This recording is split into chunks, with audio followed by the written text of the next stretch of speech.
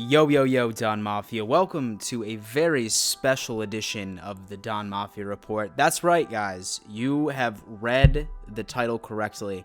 The Buffalo Bills are going to be absolutely dominating the AFC East for years and years to come.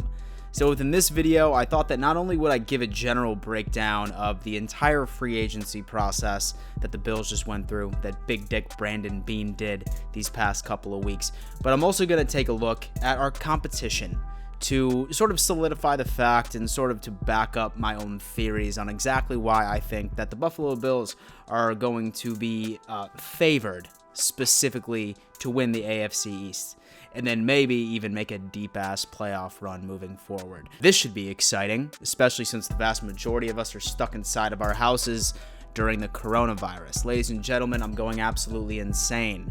I've been finding any excuse that I possibly can just to crack my window open and get some type of, breeze of fresh air.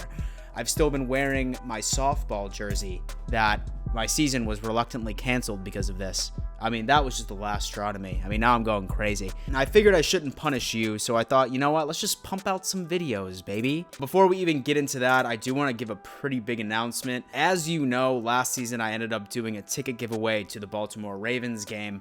And the rules were I just needed you to be subscribed to the channel, and you needed to follow me on Twitter, screenshot you being subscribed to my channel, and then DM me over at Twitter in order to enter that contest. Well, good news, ladies and gentlemen. I'm doing the exact same thing for the 2020 season, seeing that we have one, of course, for the opener, for the home opener. So, say that you want to have a chance to win 2 tickets to the home opener of the Buffalo Bills this coming 2020, then you know the rules. Subscribe to the channel, screenshot proof, follow me on Twitter, and then send me a DM as well. Just announcement, I know a lot of y'all did this my last giveaway. I know when you submit more than once, I have a spreadsheet, I see it. So please, just one submission. I promise you I'm only going to count it once. Like we said, ladies and gentlemen, the Buffalo Bills have made some moves. And as many of you know, I've been a very optimistic Bills fan from the time that I, started rooting for the Bills. Even during the times where we were absolutely shitty and I was just giving blind faith and blind hope. Well, ladies and gentlemen, it is finally turned out to be worth my years and years of blind dedication. Because this year, finally, the Buffalo Bills actually are being backed up on theories that we are going to be good. I know. Really brief rundown of this past offseason for the Bills. Obviously, we ended up addressing a lot of our needs. And it was funny because one guy that I was doing on a live stream with, he commented that he thought that Brandon Beane was going to be shopping through the clearance rack of free agency. And I'm not going to lie to you, I thought the exact same thing. I did not see Brandon Beane going out and making a monster-ass move like trading for Stephon Diggs. But he did. He ended up surprising a lot of us. Now, this offseason, particularly free agency, surprised the shit out of me for a number of different reasons. Number one, while I was doing mock drafts, you would see that the Bills, their number one needs in order was wide receiver, an edge rusher, and then I think the next was cornerback, and then secondary needs was more toward running backs and stuff like that. So I figured that free agency would just be focused on getting some of our secondary needs, maybe some depth for offensive line, maybe trade for an edge rusher, I didn't know. But Brandon Beane basically took free agency and he addressed each and every single need that the Buffalo Bills really needed, right? So receiver, obviously, we ended up doing that blockbuster trade for Stephon Diggs. I know that I've talked about this before. Some people are upset that we ended up giving way too much for him. I talked about this in my last video. I don't think that's the case. I think it's a steal. I think that we actually ended up winning that trade. And it was basically we drafted Stephon Diggs at number 22 anyway, so moving on. And then our edge rusher, we ended up getting Mario Addison from the Panthers, I know, but surprisingly, he's still wildly effective. The past couple of seasons, he's racked up over 9 sacks, and that's something that I think is going to translate very well into the Buffalo Bills season this year. And then on top of that, we end up picking some linebacker depth. We have A.J. Klein from the New Orleans Saints. And then we have some guy from the Steelers. I can't pronounce his last name. My bad, dude. I promise you I'll get it before the season starts. We ended up addressing that issue. Now, one of them They're a bit stronger on special teams than they are actually as a starting role.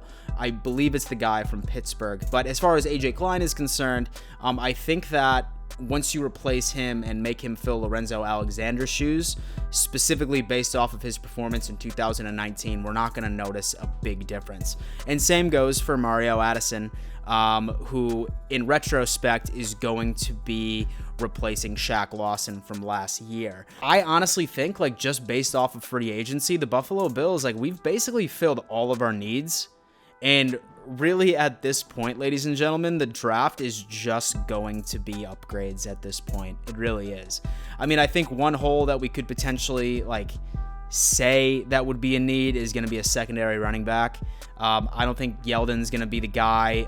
As many hearts as I'm going to break, I don't foresee Wade being an RB2.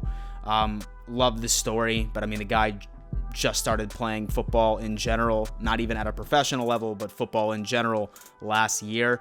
So I think that the Bills are going to be not desperately looking, but looking for a solid secondary running back to sort of split snaps with Singletary, have like a two-headed monster in our backfield.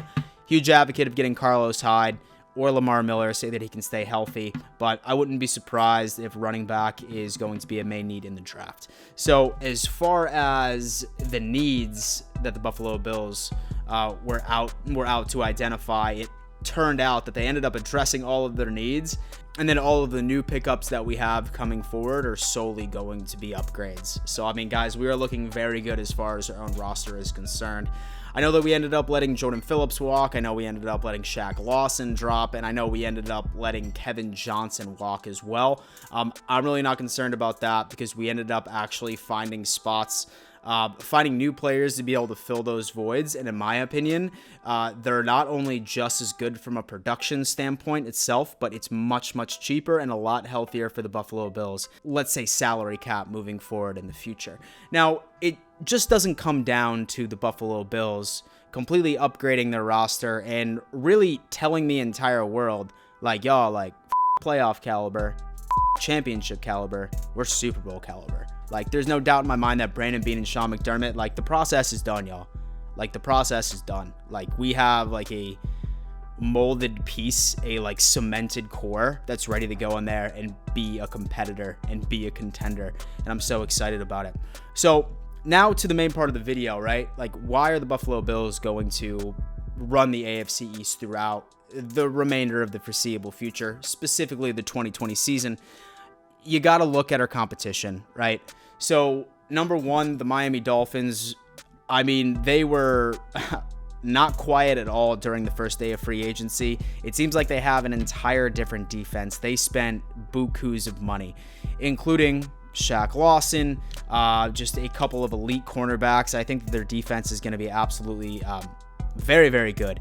But here's my deal. Do I see the Miami Dolphins taking over the AFC East this year? No. In fact, if I was a gambling man, I would probably have to predict that the Dolphins are going to have a very similar season to the Bills did in 2018, Josh Allen's first year, where he was surrounded by an incredible defense who really knew how to make plays and give the ball back to their offense, but a struggling offense that really didn't have a lot of playmakers. I think that the Dolphins are going to be a carbon copy of that team, especially since I haven't seen an offensive free agent come in that's been super notable for the Dolphins, let's put it that way. So while I'm seeing the Dolphins, they will improve, I'm seeing them going 6-10, 7-9 at best. Let's put it that way. So then you got the New York Jets. Once again, they were super quiet for the first couple of days. I wouldn't be surprised. I don't see a lot of players wanting to go to New Jersey and playing for Gase. He has proven to be probably like the biggest douchebag in the entire NFL. But one thing that the Jets finally addressed, and I will give Gase credit for this, is the fact that they finally ended up addressing their offensive line. It seems like out of all of the moves that they ended up making, minus one that they just made, Desser, who just ended up getting cut by the Colts, he's a DB who is probably going to be pretty good for their defense. But the Jets have heavily invested in their offensive line, and in my opinion, from an outside from an outside perspective, not being a Jets fan, I think that was their biggest issue, was the fact that they could not protect Sam Darnold to save their lives, hence the famous "I'm seeing ghosts" right now. I see the Jets improving this year as well. I see them having a better record than the Dolphins, but barely.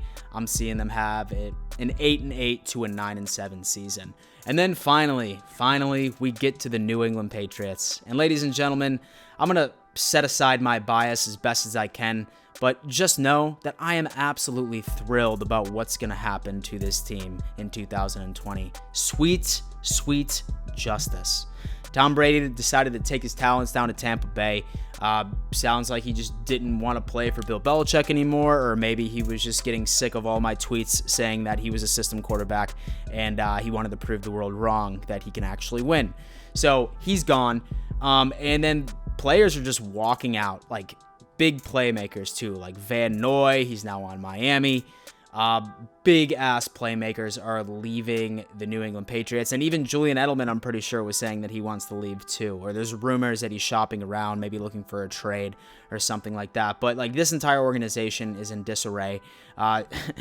They just ended up signing Brian Hoyer. I had no idea that he was even still in the league, but it's looking like he might be the starting quarterback for the New England Patriots in 2020, and I'm just going to go on ahead and start prepping my popcorn right now, because it's going to be so satisfying right after the Bills put up 35 unanswered and me just calling and talking so much shit to all my homies that are New England fans. It's going to be poetic justice for that matter. Now, as far as the Pats record is concerned, Bill Belichick, he's an incredible coach. As much as I hate to admit it, he knows what he's doing defensively. So do I think that they're going to be an absolute shit show? Like, are they going to like finish in the basement or something along those lines? No, I'm seeing like an 8-8, 9-7 season at absolute best. Like, I would be shocked if they go over 500 this year.